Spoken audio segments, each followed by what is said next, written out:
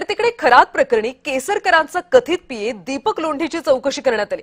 शुक्रवारी हजर राहण्याचे शिर्डी पोलिसांनी आदेश दिलेत।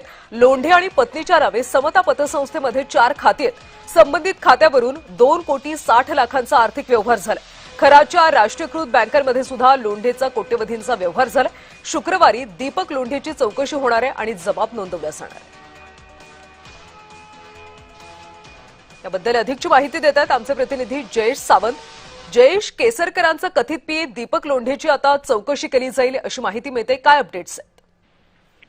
नक्कीच त्याची चौकशी जी आहे तो आता सुरू होत आहे। दीपक केसरकरांचा पीए म्हणून जो स्वतःला मिळवतो असा कथित पीए जो आहे दीपक लोंढे, त्याचे जे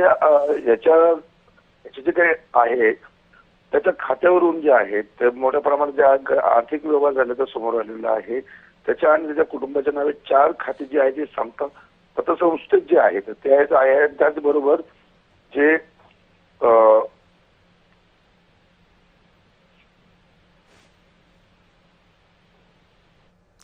जयेश, धन्यवाद या माहितीसाठी। तर केसरकरांचा कथित पीए असलेल्या दीपक लोंढेची आता चौकशी केली जाणार आहे। शुक्रवारी हजर राहण्याचे शिर्डी पोलिसांनी आदेश दिलेत, त्यामुळे चौकशीत नेमकं आणखी काय काय उघड होतं हे पाहणं महत्त्वाचं आहे।